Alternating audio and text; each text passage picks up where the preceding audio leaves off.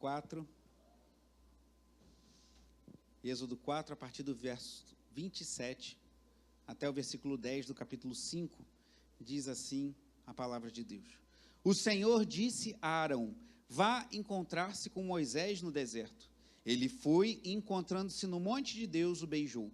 Moisés relatou a Arão todas as palavras do Senhor, com as quais o havia enviado, e todos os sinais que lhe havia mandado realizar.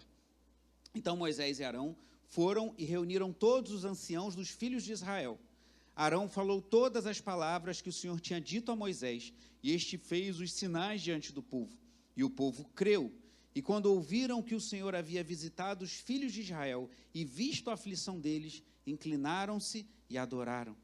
Depois Moisés e Arão foram e disseram a Faraó: assim diz o Senhor, Deus de Israel: deixe o meu povo ir, para que me celebre uma festa no deserto. Faraó respondeu: quem é o Senhor, para que eu ouça a sua voz e deixe Israel ir?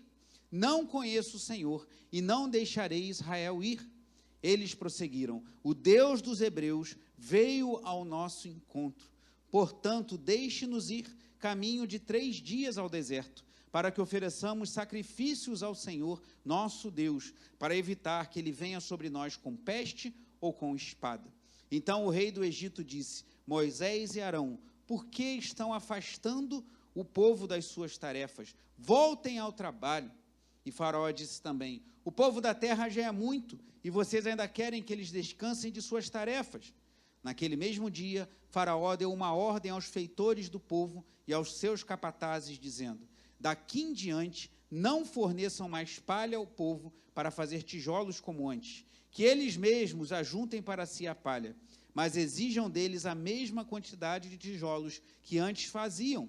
Não diminuam a cota, eles estão desocupados e por isso gritam: vamos e sacrifiquemos ao nosso Deus. Imponham mais serviço a esses homens, para que se mantenham ocupados e não deem ouvidos a palavras mentirosas. Então os feitores do povo e seus capatazes foram e falaram ao povo: assim diz Faraó: não fornecerei mais palha para vocês. Vocês mesmos, versículo 11 ainda, vão vocês mesmos e ajuntem palha onde o puderem achar, porque não haverá redução no trabalho de vocês. Oremos. Pai amado, Pai bendito, que o Teu Espírito Santo fale aos nossos corações nessa noite de alegria por recebermos nossos novos irmãos na membresia da igreja, nesse dia de festividade para nós, em que louvamos, adoramos ao Teu nome, podemos cantar de todo o coração, trouxemos também nossas ofertas, oramos por nossas crianças. Eu peço a Ti que nesse momento o Teu Espírito Santo fale poderosamente a corações e Cristo seja glorificado em nosso meio. Em nome dEle que eu te peço. Amém. Podem sentar os irmãos. Irmão, possivelmente você já enfrentou alguma resistência quando estabeleceu algum propósito em sua vida. Por exemplo, estamos no início do ano e muitas pessoas fazem planos e projetos, isso é bom. Eu estou com um plano que ainda está nos planos de voltar a fazer atividade física, mas eu creio que o momento vai sair da agenda, do plano, do papel e vai se tornar efetivo. Creio que em breve conseguirei isso. Nem que seja de eu vir andando para a igreja todo dia, ou comprar uma bicicleta, que eu amo andar de bicicleta, mas está tão perigoso andar de bicicleta, então a gente fica meio receoso. É risco de ser assaltado, risco de ser atropelado, então você fica um pouco preocupado. Mas às vezes você fez aquele propósito: vou agora cuidar melhor da minha saúde, vou me alimentar melhor, vou fazer uma atividade física, e quando você começou e achou que era ser tudo fácil, você teve resistência, teve dificuldade. Talvez em fazer uma faculdade ou fazer um novo curso. Preciso me aprimorar na minha área, vou fazer um curso. E aí, quando você foi fazer, você descobriu que era muito caro, você descobriu que o curso era muito longe, ou então não tinha aquilo que você queria, ou um empreendimento pessoal, talvez adquirir um imóvel, adquirir um automóvel, ou então, até mesmo em termos de relacionamentos pessoais, você está decidido a se reconciliar com uma pessoa que você teve um problema no passado, isso é importante, ou então você está decidido a se reaproximar de alguém que alguma circunstância fez com que vocês se afastassem, e você está tentando e encontra uma resistência, uma dificuldade. Certamente, se eu abrisse para perguntar aqui, ouviríamos várias pessoas falando de dificuldades, resistências em diferentes áreas, nesses exemplos que eu citei ou em outros. O que vamos ver nessa noite não é sobre academia de ginástica, embora seja bom você fazer uma atividade física, cuidar também do seu corpo, até para a sua vida espiritual. Tem gente que faz uma dicotomia, uma separação, o espiritual e o material, mas as coisas se relacionam, nós somos um ser único, somos um ser integral. Então, se você não estiver com a sua saúde em dia, isso pode afetar até mesmo a sua leitura da Bíblia, você não vai ter disposição para sentar e ler a Bíblia, para orar. Então, precisamos cuidar da nossa saúde, da nossa alimentação.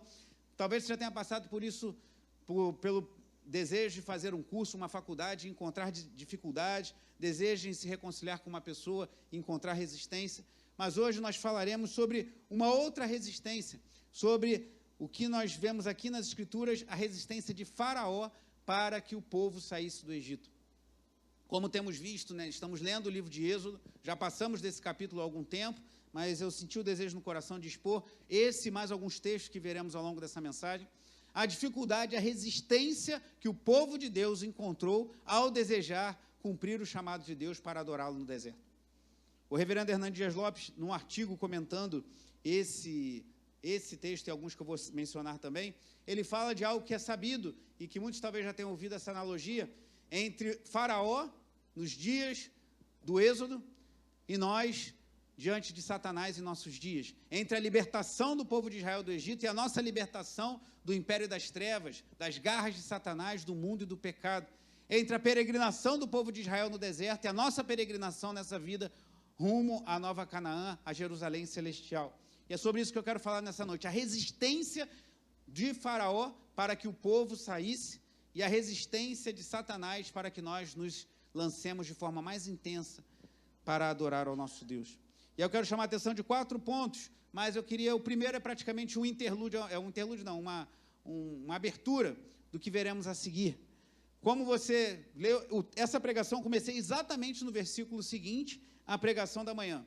Então, é meio que um complemento da pregação da manhã. Se você esteve aqui pela manhã, você deve perceber isso. Se você não esteve e puder ouvir a gravação que vamos disponibilizar durante a semana, faça isso.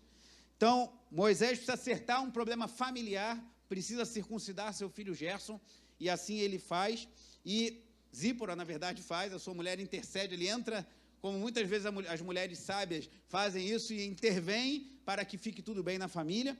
E aí Deus fala a Arão, e Arão vai até Moisés, eles se encontram, Moisés passa para Arão o que havia acontecido, eles reúnem os filhos de Israel, falam, ó, Deus viu, como eu citei pela manhã, não vou citar novamente, mas se você quiser anotar aí, Êxodo 3:7, é um versículo maravilhoso para mim, quando Deus, aparecendo a Moisés naquela sarça ardente, ele fala que tinha visto a aflição do seu povo, tinha ouvido o clamor e conhecia o seu sofrimento. 3 verbos que eu falei numa pregação recente aqui na igreja. Deus viu a aflição, Deus ouviu o clamor e Deus conhecia o sofrimento do seu povo Israel e Deus veio em auxílio a eles. Então Moisés e Arão se colocam diante de Faraó. E aí surge a primeira resistência de Faraó. E aí eu quero que você pense, se você não encontrou resistência similar, quando você decidiu seguir a Cristo. Quando por algum motivo algo aconteceu e você foi alcançado, alguém pregou o evangelho para você, ou você é de uma família que já vem desde berço conhecendo a palavra de Deus, mas em algum momento isso fez sentido, abriu o seu coração, e veja se não há paralelos que podemos fazer entre a postura de Faraó e as resistências que nós encontramos para seguir e adorar ao nosso Deus. A gente sabe, irmãos, que é um pano de fundo aqui, que Deus já havia falado para Moisés, que ele ia endurecer o coração do faraó e no final ele seria glorificado sobre os egípcios. Foi isso que aconteceu. E é isso que acontece na vida daqueles que ele chama. Nós encontramos resistência, mas aquele que começou boa obra em nós é fiel para completá-la até o dia de Cristo Jesus. Como Paulo escreveu aos Filipenses, em Filipenses 1:6. Mas enfrentaremos resistências nessa vida. Então, a primeira que eu queria chamar a atenção como uma abertura está no capítulo 5, quando no versículo 1 diz assim: Depois Moisés e Arão foram e disseram a Faraó: Assim diz o Senhor, Deus de Israel, deixe o meu povo ir para que me celebre uma festa no deserto. Faraó respondeu: Quem é o Senhor para que eu ouça a sua voz e deixe Israel ir? Não conheço o Senhor e não deixarei Israel ir. Talvez você tenha passado isso no início da sua caminhada, ou conheça pessoas que passaram ou estão passando por isso agora. A pessoa se rendeu a Cristo e as coisas ficaram mais difíceis. O que lemos aqui na abertura do culto, Faraó dá mais trabalho. Os hebreus tinham que fazer tijolos e para isso eles tinham que ter palha para queimar os tijolos. Era um tijolo diferente do que temos hoje, mas a tecnologia envolvida, a engenharia civil ali por trás, não era muito diferente. Era barro que era queimado para ser usado em construções. Então, o que Faraó fez aqui, que nós lemos na abertura? Ele tirou a palha e mandou eles catarem a palha, mas tinham que produzir a mesma quantidade de tijolos. Então, o que acontece? O primeiro paralelo que eu vejo aqui, muitas vezes, quando decidimos servir a Deus, eu quero adorar a Deus no deserto, eu quero viver para a glória de Deus, eu quero ter uma vida intensa na presença do Senhor, eu quero glorificar a Deus com a minha vida, com os meus dons e talentos. Você ouve um não. Faraó foi categórico: não deixarei Israel ir. Eu me lembro que na minha conversão, os irmãos sabem, já contei meu testemunho aqui algumas vezes, eu tocava na noite, eu era músico profissional e tocava na noite, e eu fui convidado para, eu toquei com o pessoal, tocava muito em banda de pagode, samba, não sei o quê, eu tocava de tudo, irmão, MPB, jazz, o que você pensa um ritmo, eu tocava. E tocava muito com bandas de pagode, de grupos assim, não muito conhecidos, mas aqui do Rio de Janeiro. E um grupo de São Paulo me convidou para trabalhar como diretor musical do grupo. E eles eram ligados a fazia parte do grupo um cavaquinista, que é compositor de grandes escolas de samba lá de São Paulo. Um rapaz conhecido em São Paulo, jovem, mas um bom músico, excelente músico, era muito gente boa. E me convidaram para fazer parte desse grupo. E aí, eu achando que ali era uma chance de ganhar um recurso, aí ia direto para São Paulo, ficava nesse bate e volta, né, mãe? Minha mãe lembra bem desse período. E eu tive que a banda assinou um contrato com uma gravadora. Eu tive que assinar o contrato, porque eu fui convidado para ser o baixista da banda e fazer a direção musical do grupo. Então, eu tive que assinar o contrato lá com a gravadora e na minha expectativa de aquilo gerar um recurso para eu poder dar uma melhorada na vida da família. E isso eu lá com meus 22 anos, eu acho. E aí, assinei aquele contrato, mas já fiquei meio angustiado com aquilo. E aí, eu ainda trabalhava com engenharia, então eu ia para o escritório, às vezes ia para São Paulo, minha vida era muito agitada, e frequentando a igreja da freguesia, e aquilo me gerou um pouco de angústia, mas eu segui em frente. E eu comecei a sentir que não era para eu avançar naquilo. Deus começou a mover meu coração, que não era para eu continuar como baixista daquela banda de pagode, não era mais tempo de eu continuar naquela posição, essa é a minha experiência que eu vivia com Deus naquele momento. E aí, eu pensei, eu tenho que sair desse contrato. Só que eu fui ler o contrato, tinha uma multa, eu não lembro o valor exato. Outro dia até achei esse contrato lá nos meus pergaminhos lá em casa, mas que girava em torno de 100 ou 200 mil reais, isso em 2002. Imagina 100 ou 200, que seja 100 mil reais. Hoje, para mim, é muito dinheiro. Talvez para você não seja, tudo bem. Mas para mim, hoje, 100 mil reais é muito dinheiro. Mas em 2002 era muito mais dinheiro, há de convir. Né? E eu fiquei, meu Deus, se eu simplesmente fizer o distrato e os caras quiserem aplicar essa multa, eu estou perdido. Aí eu conversei com um colega, até cristão, e ele falou, isso aí, quando fazem esse contrato, já era. Tipo assim, você está lá, ou você continua no grupo, ou então você vai ter que pagar essa multa. E eu, angustiado com aquilo, que eu sentia que não era para continuar, pensei, me precipitei, quis ganhar um dinheiro fácil, e não era isso para eu fazer, Deus já incomodando meu coração. Eu fiz um propósito com Deus, e fui lá para São Paulo, e aí conversei com a banda, expliquei tudo direitinho, os caras não gostaram nada daquilo. Ah, mas é uma oportunidade, a gente assinou com uma gravadora, que não sei o quê, é uma oportunidade de você se dizer. Eu falei, mas eu não quero, não estou querendo me envolver com isso e tudo. E aí fiquei naquela tensão. Eu lembro que a minha mãe até a época falou, vai com teu tio, porque ela ficou com medo dos caras quererem me bater, eu lá em São Paulo. Os caras podem querer fazer alguma coisa contigo. Eu falei, não, vou conversar numa boa. Esse rapaz, esse cavaquinista, era um cara muito tranquilo, né? Conversei com ele, até fiquei na casa dele lá. Expliquei a situação, eles não gostaram, mas receberam. E aí eu fui lá e assinei o distrato com a gravadora e cancelei a minha participação. E quando eu saí do imóvel, eu fui de ônibus até a estação. Quem já foi a São Paulo de ônibus sabe que você chega na rodoviária do Tietê e lá tem um metrô direto. E aí eu fui para o metrô, assinei o distrato e senti aquele peso saindo das minhas costas. E aí, quando eu fui pegar o metrô de novo, qual era o nome da estação de metrô lá em São Paulo? Liberdade. Estação Liberdade. Eu falei, glória a Deus, Deus está falando que eu estou livre para adorá-lo. Peguei o metrô, peguei o ônibus, voltei para o Rio de Janeiro e nunca mais estive junto com aquele pessoal, até porque eles não queriam me ver nem pintado de ouro. Mas, por que eu estou falando isso? Eu queria servir a Deus, eu queria glorificar a Deus, a minha intenção era ganhar um dinheiro, mas eu senti que aquilo não era. E aí encontrei uma resistência. Eu podia simplesmente ceder e falar, não, então tá bom, não vou adorar a Deus, não vou continuar fazendo minha vida, vou tentar ganhar um dinheiro aí tocando. Estou dizendo que quem continua como músico profissional não é um cristão verdadeiro, cada um tem a sua vivência, essa foi a minha experiência. Mas, quando você se volta para Deus, frequentemente surgem empecilhos e às vezes muito graves. Faraó falou o quê? Não vou deixar ir e vou aumentar o trabalho. Isso talvez você já tenha vivido também. Você quer se dedicar a Deus, você quer servir a Deus, você quer fazer um seminário teológico, você quer se lançar nos ministérios da igreja, e aí começam a surgir demandas profissionais, familiares que te impedem, ou distrações que te impedem de avançar. É exatamente a estratégia de Faraó que Satanás usa hoje para impedir o avanço do povo de Deus. Então, a primeira coisa, Faraó determina que não vai deixar ir e enche o povo de trabalho para o povo esquecer de adorar a Deus. Isso acontece exatamente hoje. Você já viu pessoas que chegaram à igreja cheias de alegria? O pastor Roberto contava lá na freguesia um relato de uma pessoa que orava muito na igreja, falava: pastor, eu quero muito ter uma casa de praia. Não é pecado ter casa de praia, temos irmãos que têm, não há problema nisso.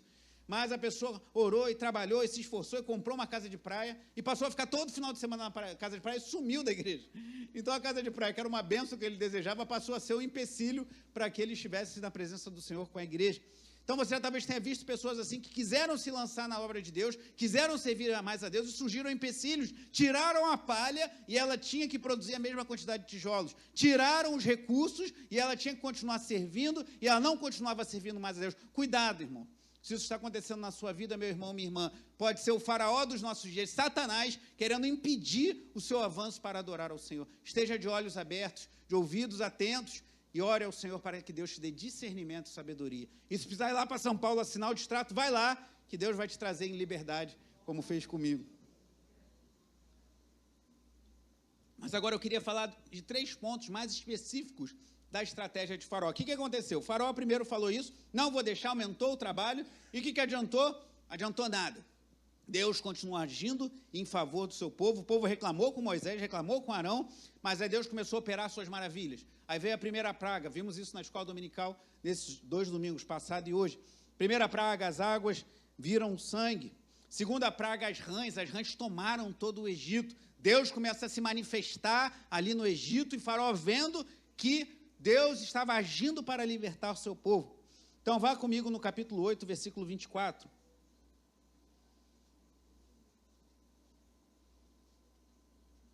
Estamos no contexto já da 4ª praga. Deus executou 3 pragas até então, e aqui a 4ª praga, a praga das moscas. E aqui no versículo 24 do capítulo 8, diz assim: assim fez o Senhor, e vieram grandes enxamas de moscas à casa de Faraó, as casas dos seus oficiais e sobre toda a terra do Egito. E a terra ficou arruinada com estes enxames. Faraó chamou Moisés e Arão e disse: vão e ofereçam sacrifícios ao seu Deus, mas... Observam mais. Primeiro Faraó tinha dito o quê? Não vou deixar que vão. Acabou.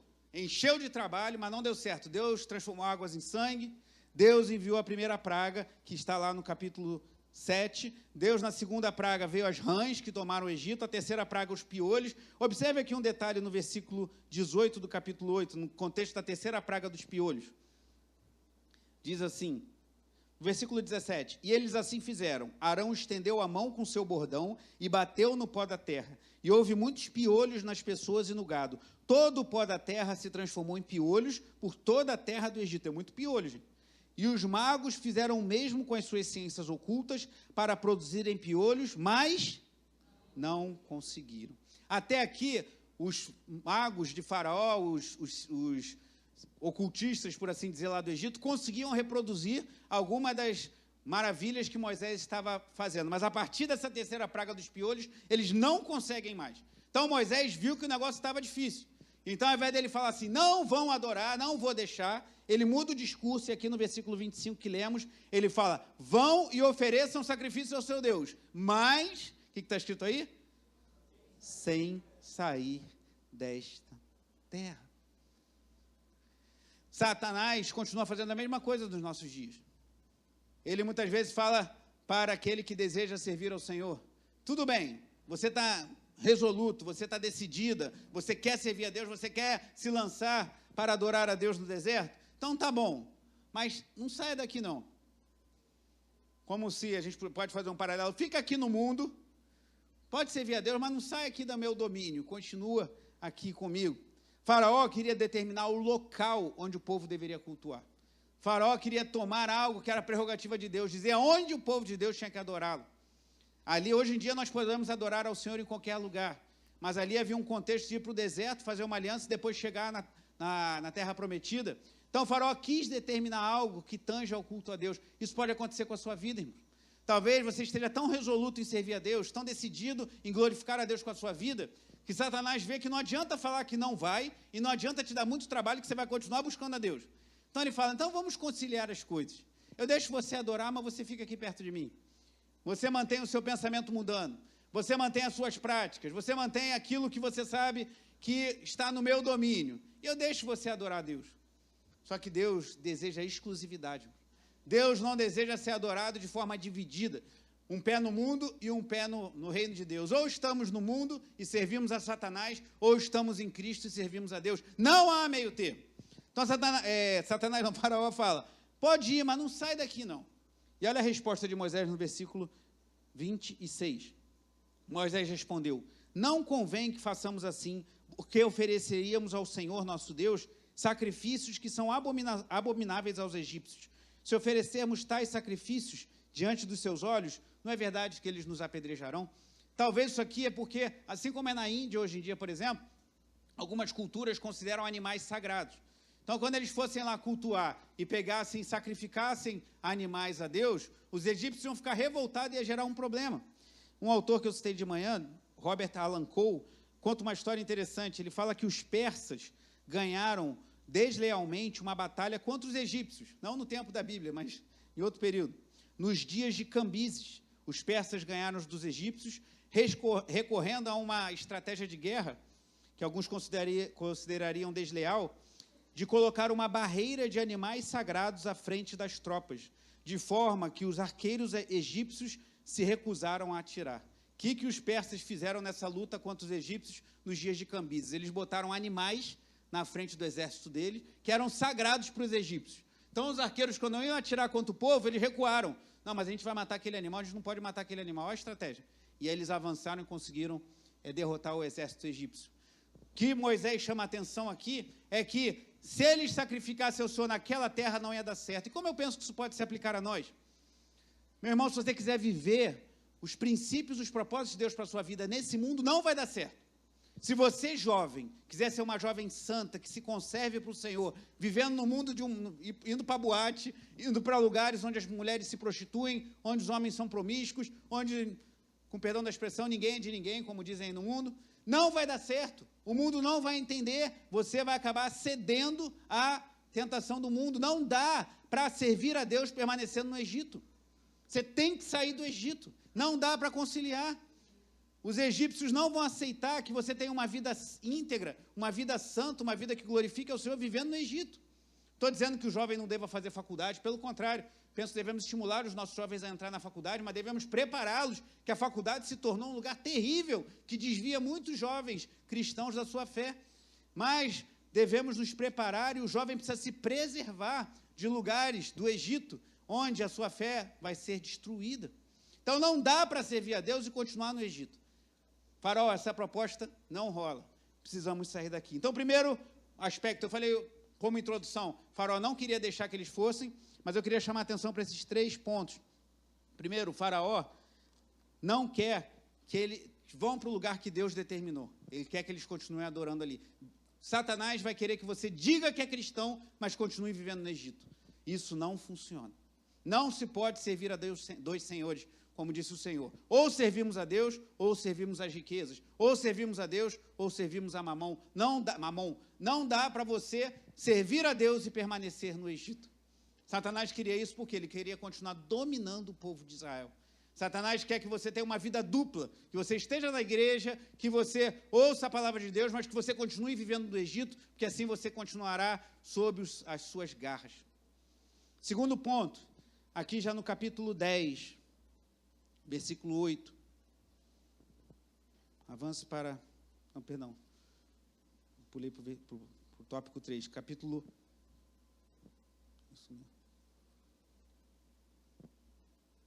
Isso mesmo, capítulo 10, versículo 8. Diz assim, segundo ponto. Primeiro, Faraó queria determinar o local. Fiquem no Egito, quando Deus tinha mandado que eles saíssem. Segundo, olha o que Faraó queria aqui no versículo 8 do capítulo 10, que diz: assim. Cadê o versículo? Então Moisés e Arão foram conduzidos à presença de Faraó, e este lhes disse: vão e adorem o seu Deus, mas eu gostaria de saber quem são os que irão. Moisés respondeu: iremos com os nossos jovens, com os nossos velhos, com os filhos, com as filhas, com os nossos rebanhos, com os nossos gados, iremos porque temos de celebrar uma festa ao Senhor. Ou seja, Moisés falou: nós vamos com todos e com tudo. Vamos levar todos, crianças, velhos, todos e com tudo que temos. Versículo 10, então Faraó disse: que o Senhor esteja de fato com vocês, se eu permitir que vocês saiam e levem junto quem? As crianças. Faraó se importa com as crianças. Versículo 11, mas não é assim que vai ser. Vão somente vocês, os homens, e adorem o Senhor, por isso que estão pedindo. Não faz um sentido a fala de Faraó, porque naqueles dias era comum que as celebrações religiosas fossem restritas aos homens. Então fala: vai os homens, mas deixem as crianças. Qual era a intenção de Faraó? Se os homens fossem, eles iam voltar. Eles não iam deixar suas crianças para sempre no Egito, suas mulheres para sempre no Egito. Então, Faraó queria que eles fossem e voltassem. E como Satanás aplica similar estratégia nos dias de hoje, ele quer que você não traga a adoração a Deus para dentro da sua casa. E nós não podemos aceitar isso. O povo de Deus é um povo que celebra junto. O povo de Deus é um povo que é chamado para transmitir os ensinos de Deus às próximas gerações. Então, importa sim que você leve o evangelho para os seus filhos. Importa sim que você traga os seus filhos para a igreja. Importa sim que você ministre a palavra de Deus aos seus. Não vamos sozinhos. Não vamos conduzir, não vamos somente nós, os homens, queremos sim levar as nossas esposas e os nossos filhos. Satanás não vai triunfar no seu propósito maligno de afastar as famílias. Nós temos que ministrar as famílias. E dando um testemunho aqui da nossa igreja local, nós temos investido nas crianças dentro das nossas limitações. Estamos investindo para que as crianças recebam a palavra de Deus. Oramos todos os cultos pelas crianças. A partir de março, voltaremos com um jantarzinho às terças-feiras para facilitar você, pai, você, mãe, de trazer suas crianças. Precisa trazer direto da escola, traga direto da escola. A irmã Márcia, a partir de março, vai assumir essa missão, né, porque eu conversei com a Cris, a nossa escolinha está crescendo, estão ficando muitas demandas, então a Márcia assumiu esse desafio de estar. Então, se você quiser ajudar fazendo doações ou ajudar preparando o jantar, o que você quiser ajudar, procure a Márcia, que ela vai poder te orientar. E traga as crianças durante a semana, traga as crianças no culto de oração, traga as crianças domingo de manhã, traga as crianças domingo à noite, envolva as crianças na sua vida com Deus, ore com os seus filhos, ministre a palavra de Deus e fale para Satanás: eu não vou sozinho, nem vou só eu e minha esposa, mas a gente vai levar nossas crianças, porque eles são chamados para adorarem a Deus junto conosco. Não vamos dividir a família. Eu e minha casa serviremos ao Senhor, como mais à frente Josué vai dizer em Josué 24:15. Satanás quer que você divida a família. Como vemos isso claramente em nossos dias? Quantas vezes você já ouviu, você que tem pais adolescentes, ouviu pessoas falando: os jovens têm que se divertir. Por que o jovem tem que ficar na igreja? Ele tem que curtir a vida. Se ele não curtir agora, ele vai ficar frustrado depois. Então, deixa seu filho sair para beber, deixa seu filho se envolver com mulheres, deixa sua filha se envolver com alguns rapazes, deixa sua filha dormir em casa com o namorado. É melhor do que ela fazer isso na rua. Não faça isso. Ore ao Senhor para que Ele preserve a santidade dos seus filhos. Ore pelos filhos dos seus filhos. Há uma música que a gente tem ouvido muito lá em casa com as crianças, que o nome é A Bênção. Estou querendo até trazer aqui para a igreja, que é cantada pelo Gabriel Guedes, que fala que a bênção acompanha os filhos dos seus filhos. Ore pelos filhos dos seus filhos. Ontem eu falava isso com o Daniel e a Raquel: ora a Deus que os seus filhos sejam uma bênção. A Raquel me olhou assim, meio sem entender, ela tem 4 anos, né? Eu falei: minha filha, mas você é muito esperta. Deus vai te dar filhos e eu oro para que eles sejam uma bênção, como você e Daniel são, e como João vai ser também. Então, ore, envolva a sua família na adoração ao Senhor. E o que o mundo diz? Não, mas os jovens têm que curtir a vida. Aí o que acontece? Hoje nós temos jovens que com 40 anos têm cabeça de adolescente e querem ficar jogando videogame o dia inteiro. Casa e ao invés de ficar com a esposa, fica com o PlayStation. Casa, ao invés de dar atenção para a esposa, dá para o Xbox. Misericórdia, meu. Então, a gente precisa amadurecer. Eu falava muito quando liderava jovens na freguesia, que o problema de hoje é que, ao invés da gente ter jovens adultos, a gente tem crianças grandes. Os nossos adolescentes, muitas vezes, são tratados como crianças grandes. É uma criança só que espichou. Você trata como uma criança. Só que na hora de envolver-se sexualmente, você deixa ele ter prazer de adulto. Então, ele quer ter responsabilidade de criança e prazer de adulto, quando deveriam ser tratados como jovens adultos, que têm responsabilidade de adultos e têm responsabilidades para formarem a sua vida. Mas Satanás fala, não, os jovens não, as crianças não. Deixe seu jovem curtir, deixe seu jovem viver a vida, que depois ele vai reclamar que não viveu a vida porque o pai travou muito isso. Não faça isso. Guarde seus filhos. Ouvimos um belo testemunho aqui do casal Marco e Carla, sobre a Gabi, que é uma jovem que eu acompanhei, deu um pouquinho de trabalho lá na adolescência, a gente ficava no pé dela, mas nada demais, nada de outro mundo, mas os pensamentos que os jovens sofrem quando entram na universidade, mas uma jovem de Deus hoje é uma bênção, casada, trabalhando na sua igreja para a glória do nome do Senhor. Então, fale para Satanás, eu vou adorar o Senhor e não vou deixar as crianças e os jovens, eles vão comigo, porque eu e minha casa serviremos ao Senhor. Então, primeira estratégia, o local. Satanás quer que você diga que é crente, como muitos dizem hoje, que é crente, virou moda falar que é evangélico, mas continue vivendo uma vida mundana. Segunda estratégia, Satanás quer definir quem vai adorar a Deus, e a gente fala, não, eu vou adorar a Deus com toda a minha casa. E a terceira e última, Satanás quer interferir no culto a Deus. Capítulo 10, versículos 24 a 27.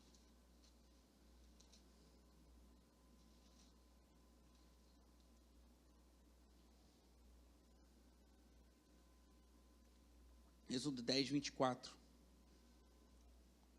Faraó vai desculpa, olha para mim, por gentileza, antes de ler. Faraó vai apanhando. Aqui já estamos no contexto da 9ª praga. Já veio gafanhoto, já veio úlcera, tumores sobre eles, já veio pragas sobre o gado, já veio chuva de pedras, a saraiva, aquela chuva de pedras que caiu sobre o Egito, e Gósen, onde ficavam os israelitas, preservados de tudo. Aí agora vem as trevas. Então, o faraó está apanhando lá do Senhor. Aí, quando chega aqui no capítulo 10, versículo 24, diz assim, então o faraó chamou Moisés e lhe disse, vão e adorem o Senhor, fiquem somente os seus rebanhos e o seu gado, as crianças podem ir com vocês. O faraó já apanhou muito, já estamos na 9ª praga. O Egito já estava destruído. Até os sábios dele, certa feita, falam para ele, faraó, deixa esse povo isso, daqui a pouco o Egito vai ser destruído. E ele já está sofrendo. Então ele fala, tudo bem, pode levar as crianças. Se você estiver determinado a ministrar o evangelho para os seus filhos, você vai ter muita dificuldade. Ainda mais na nossa geração que acha que o pai tem que se livrar do filho o quanto antes, deixar longe, o máximo terceirizar para alguém cuidar e larga isso de mão, porque filho dá muito trabalho, você tem mais aqui para a academia, cuidar da sua vida e deixa que os outros cuidem do seu filho. Não é assim que o povo de Deus deve pensar.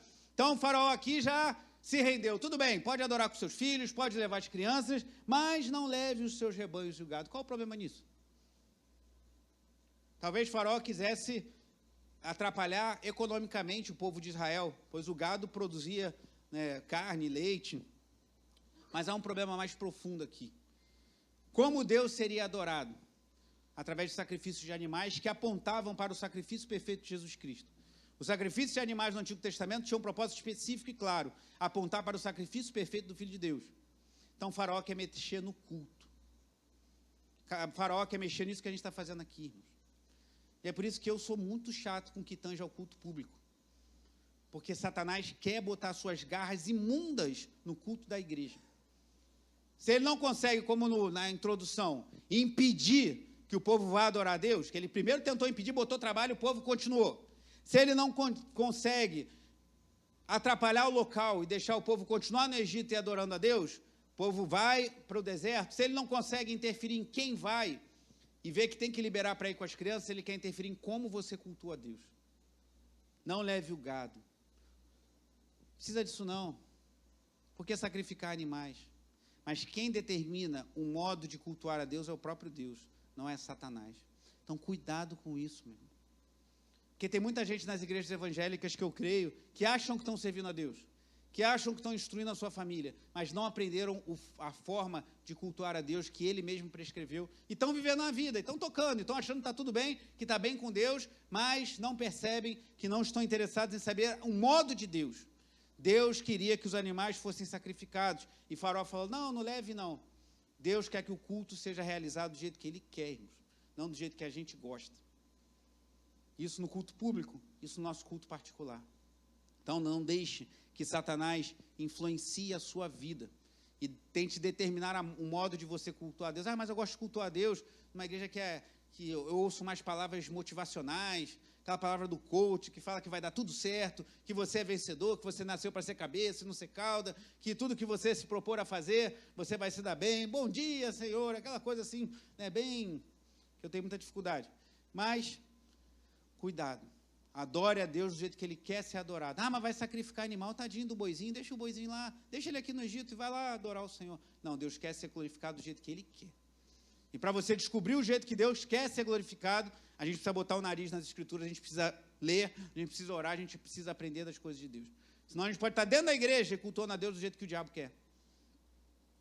Então, 3 aspectos. Primeiro, não queria deixar o povo ir. Depois, queria determinar o local do povo ir. Depois, queria determinar com quem o povo ia. E, por fim, como o povo iria adorar. O local, quem e como. E Satanás continua fazendo a mesma coisa. Uma vez uma pessoa me disse, quando o diabo não consegue te parar, você está correndo, imagina alguém correndo para servir a Deus, se esforçando, o diabo não consegue te parar, ele te empurra. Para quê? Para te tirar do centro da vontade de Deus. Então, vou te empurrar, você vai achar que está servindo a Deus, você já está longe da vontade de Deus e não está enxergando. Cuidado, meu. Essa vida é uma guerra. Nós estamos em guerra. Não somos adeptos da batalha espiritual, que é muita bobagem ali, mas não podemos negar que há uma guerra em curso. Satanás quer tragar a sua vida, quer destruir você. E ele vai tentar desvirtuar o seu culto, ele vai tentar separar a sua família, ele vai tentar fazer com que você ache que está servindo a Deus permanecendo no Egito, que não rola. E a gente precisa estar de olhos bem abertos. Para concluir, já falei, acho que eu falei isso na freguesia, eu não me lembro mais, mas certamente já falei isso aqui, de 3 palavras que começam com E. Eu gosto dessas coisas porque ajudam a gente a lembrar. 3 És, ou 3 palavras iniciadas com E, que eu creio que têm sido usadas pelo diabo para destruir a vida de muitos cristãos, pelo menos a vida espiritual de muitos no dia de hoje. 3 coisas que, em essência, não são necessariamente mais, mas que o diabo tem desvirtuado para destruir a vida de muitos. Quais são os 3 És? Entretenimento, estética e erotismo. Entretenimento, estética e erotismo. Entretenimento por si só é mal? Não, se for entretenimento santo, não for nada profano, impuro, você assistir um filme, você ter um tempo com a sua família, você passear, isso por si só não é mal. Só que o que acontece? As pessoas estão ficando viciadas em entretenimento. As pessoas não têm tempo para ler a Bíblia, mas têm tempo para ficar pendurado nas redes sociais. Não tem tempo para orar, mas tem tempo para maratonar a série. Então, o entretenimento deixou de ser algo lícito e se tornou algo que está dominando a sua vida. E dentro desse há um outro que tem dominado a vida das pessoas, eu já falei isso aqui, que também começa com que são os esportes. Nada mal você acompanhar o seu time de futebol, né? Às vezes não vai estar muito bem como o meu no momento não está, até melhorou um pouquinho hoje, conseguiu uma vitória, mas vamos que vamos. Mas o limite é muito tênue entre você assistir um jogo de futebol, você gostar do seu time e você entrar num lugar quase de idolatria. Às vezes eu almoço em alguns lugares por aqui e está passando, eu não vejo televisão, mas às vezes está passando na televisão programa esportivo. E às vezes eu chego, peço para comer alguma coisa, a comida demora um pouquinho, vem, eu como, vou embora, e às vezes o programa esportivo está falando do mesmo time. Está falando da venda de um jogador. Hoje em dia o pessoal não acompanha mais só o jogo do seu time, mas acompanha a compra e a venda de jogadores. Os malditos dos bets que têm destruído as economias de muitas pessoas. Cuidado com isso. Isso é jogo de azar, nós não concordamos com isso. Ah, mas é para ajudar meu time, ajudar seu time não é o mais importante na sua vida. Então, esse negócio de bet é um negócio muito perigoso, de apostas. Isso é aposta, isso é jogo. Então, os esportes e os entretenimentos, de uma forma geral, são uma das primeiras armas que Satanás tem feito para destruir a vida das pessoas. Se você não tem alegria em ler a Bíblia, se você não tem alegria em orar, se você não tem alegria em estar na igreja, mas morre de alegria, fica feliz da vida quando seu time ganha, quando você vê aquela série de TV, cuidado. Avalie seu coração. Porque você pode estar sendo derrubado no primeiro do entretenimento e talvez do esporte. O segundo, a estética. Nós somos servos de um Deus que zela por uma boa estética. Deus fez tudo belo. Deus, quando acabou, falou que era tudo muito bom. Nosso Deus é um Deus que produz coisas belas. Quer saber isso? Dá um passeio num lugar que tem árvores, flores, e veja a beleza da criação. Nosso Deus é um Deus que produz coisas belas. Só que na nossa geração há um excesso na busca pela estética, especialmente pela cosmética. As pessoas estão viciadas em, muitas vezes, querer parecer uma idade que não tem. Parece que as pessoas têm dificuldade hoje em envelhecer Quando a sabedoria bíblica nos ensina que os cabelos brancos são uma prova de que alguém caminhou e tem algo a ensinar, e a gente quer esconder os cabelos brancos, esconder as rugas, esconder tudo, e ter uma vida estética sempre mostrando para os outros alguma coisa. Cuidado com isso. Os cabelos, né? Não tem jeito não, gente. Eu não costumo assistir muito minhas pregações, não, mas essa bendita dessa câmera fica bem em cima, irmão. Olha a posição da câmera ali, e olha onde está o sujeito que está pregando. Olha a direção da câmera. Cada vez que assisto um trecho das minhas pregações, eu vejo que as minhas entradas estão aumentando. Amém, irmãos? Que a posição, Adriano, é perfeita, senhor. Essa que está mirando aqui. Eu abaixo a cabeça para ler a Bíblia, eu falo, meu Deus. Estou chegando nos 50, Nelson, não tem jeito mais não. Mas é assim, meu irmão. Você não tem que provar nada para ninguém. E as pessoas gastam rios de dinheiro para fazer procedimentos estéticos. Não estou falando que isso necessariamente é pecado. Há um ponto sensível aqui, e eu não estou condenando quem faz, há um certo cuidado aqui. Mas eu quero que você reflita sobre isso, sobre a opressão da nossa cultura, em você ter uma estética que venha agradar os outros. E as pessoas gastam rios de dinheiro para fazer procedimentos estéticos, mas não dão um centavo para missões. Pessoas gastam rios de dinheiro, mas não dão uma cesta básica para alguém necessitado. Vou falar e não vou comentar. As pessoas gastam rios de dinheiro com o seu pet e não dão uma ajuda para alguém que foi criado à imagem e semelhança de Deus e está passando fome. Há algo errado no reino da Dinamarca. E, por fim, o erotismo. Há um lugar para o erotismo entre um homem e uma mulher casados debaixo das bênçãos de Deus, devem viver com alegria a vida sexual. Você, marido, você, mulher, viva essa dimensão da sua vida com alegria, invista na sexualidade do seu casamento. Não há empecilho, não, entendemos que, inclusive, a Bíblia recomenda, pois lá em 1 Coríntios 7, Paulo fala que o marido e a mulher não se abstenham por muito tempo para não serem tentados. Ah, mas é para jejuar e orar. Lá fala isso. A não ser que seja para oração, mas logo voltem a se juntar para não serem tentados por Satanás. Então, a gente entende que Paulo recomenda que o casal tenha uma vida sexual ativa, não está falando de período, de quantas vezes, nada disso. Isso aqui não é encontro de casais, eu paro por aqui. Mas há um lugar para o erotismo debaixo da bênção de Deus. Mas a gente vive uma sociedade extremamente erotizada. Você vai em festas de 15 anos, como já falei recentemente, as jovens se vestem como há 20 anos atrás as mulheres se vestiam para ir para a boate, passar a noite inteira. As vestimentas, a sensualidade, não só das mulheres, mas dos homens. Esses programas imundos de televisão, carnaval vai vir aí, vai ser uma perdição total. Entretenimento, estética e erotismo. 3 coisas que podem ser vivenciadas de uma forma equilibrada, mas têm usado por Satanás para oprimir cristãos e para afastar da sua presença, assim como o Faraó tentou fazer lá no Egito. E qual a solução para isso? Eu creio que pelo menos 3 pontos a gente pode chamar a atenção aqui. Volte-se para as Escrituras. Como resistir a essa pressão pelo entretenimento, para você ser viciado em esporte, para torrar teu dinheiro com bet, ao invés de investir na obra de Deus e na sua família, para você ser seduzido pelo erotismo, por essa mentalidade pornográfica da nossa sociedade, e para você não ceder aos apelos estéticos e cosméticos dos nossos dias. Volte-se para as Escrituras, encha-se do Espírito Santo e esteja em comunhão com o seu povo. Eu tentei pregar 3 palavras com ela, mas não consegui, confesso aos irmãos. Falei do meu trabalho de... Mas eu achei 2, Escrituras, Espírito, e a terceira com C, comunhão. Esteja em comunhão. O cristão não é chamado para caminhar sozinho. Encha-se das Escrituras, leia a Bíblia, beba do Evangelho, beba da palavra de Deus. Encha-se do Espírito Santo, ore, tenha uma vida intensa de oração. Senão o faraó desse tempo vai te tragar. E esteja em comunhão, porque a vida cristã não é para ser vivida de forma solitária. Satanás vai continuar fazendo o que mesmo ele tentou fazer por meio de Faraó. Primeiro não vai tentar deixar ir, depois vai tentar mandar você ir, mas continuar no Egito, depois vai mandar você ir, mas sozinho, sem levar sua família, depois vai querer decidir a forma de você cultuar a Deus, mas diga um não para Satanás e sirva a Deus de forma intensa. Dedique sua vida. E cuidado com esses 3 E's. Entretenimento, que inclui os esportes, erotismo e estética. E encha-se do Espírito Santo, encha-se das Escrituras e tenha comunhão uns com os outros. E tenha certeza de que, vá lá comigo em Colossenses capítulo 2. E você pense, mas o faraó é poderoso. O faraó dos nossos dias, ele tem poder, ele tem algum poder. Mas olha o que a Bíblia diz. Colossenses 2.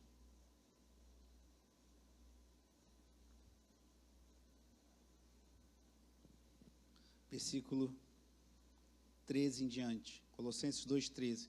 E quando vocês estavam mortos nos seus pecados e na incircuncisão da carne, ele lhes deu vida juntamente com Cristo, perdoando todos os nossos pecados, cancelando o escrito de dívida que era contra nós e que constava de ordenanças, o qual nos era prejudicial, removeu-o inteiramente, cravando na cruz.